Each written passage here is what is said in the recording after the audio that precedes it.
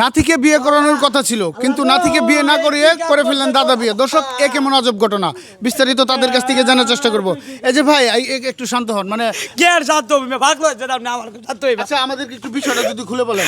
বিষয় হয়েছে ভাই, আমারে বিয়া করতা কইয়া এই দাদা বিয়া করে আলা আলা মারু মানে গুছি কইলাম আমার মাথা আপনাকে ওনার সাথে আপনার বিয়ে হওয়ার কথা ছিল? হ্যাঁ ভাই, আমার বিয়া হওয়ার কথা ছিল। এই বিয়া হ্যাঁ করছে ভাই, কষ্ট দি এই বছর গেরা উঠছে আমার ভাই। দর্শক, আসলে নাতির সাথে বিয়ে হওয়ার কথা ছিল কিন্তু হয়নি, হয়েছে দাদার সাথে বিয়ে। এখন আমরা সেই নববধূর সাথে একটু কথা বলার চেষ্টা করবো।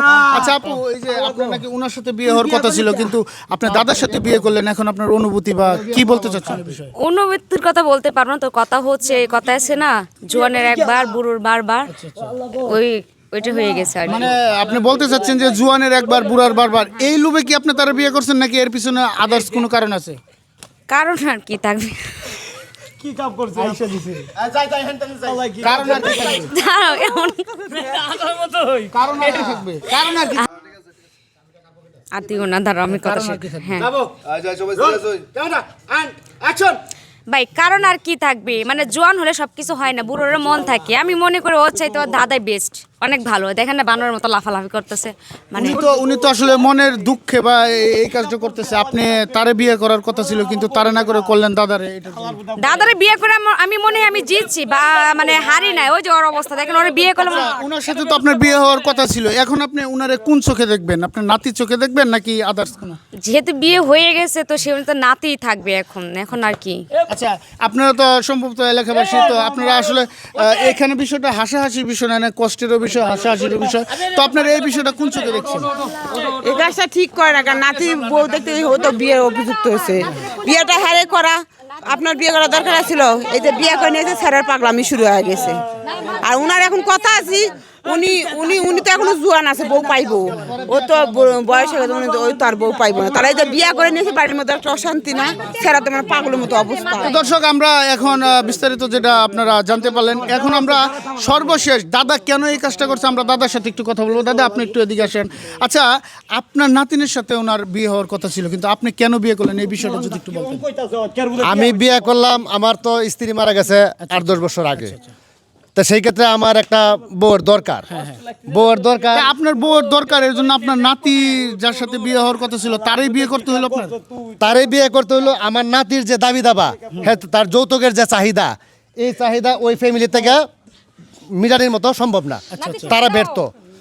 তা যেহেতু তারা ফ্যামিলি থেকে যে যৌতুকের চাহিদা মিটাইতে ব্যর্থ, সেই ক্ষেত্রে আমি চিন্তা করলাম যে আমি যেহেতু বুড়া মানুষ, আমার বউ লাগবই, তো সেই ক্ষেত্রে আমি যৌতুক ছাড়া আমি বিয়ে করে নিয়ে যাই।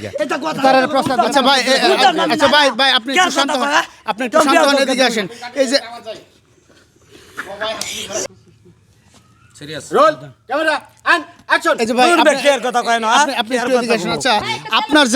আপনার দাদা যে অভিযোগটা তুলছে যে আপনি নাকি যৌতুক দাবি করছিলেন, এটার জন্য আপনার সাথে বিয়ে নয় কথা। যৌতুক দাবি করছি তোর সব গিয়া, আমি যৌতুক দাবি যারা যারা করব, তুই বিয়ে করছিস মনটা যারা খায়াল। তুই যে যৌতুক দাবি করছ, তুই তো একটা গাধা। ওর বাপের কি সামর্থ্য আছে যৌতুক দেওয়া?